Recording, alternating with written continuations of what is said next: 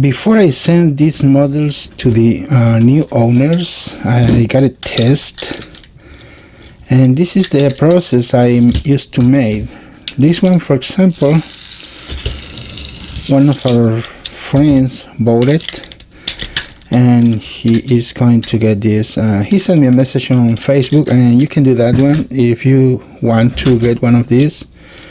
Here is another Timothy the Ghost engine I'm about to mail today. So this one is material, and you gotta unscrew it underneath and then press right here. I put the new battery contact, and it's working properly.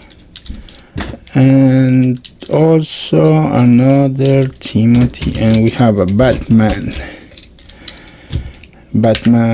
costume. Batman. Oh look, batteries in there, right there. It's working. So now that has been tested, and I gotta put the other Timothy the Ghost engine perfectly working.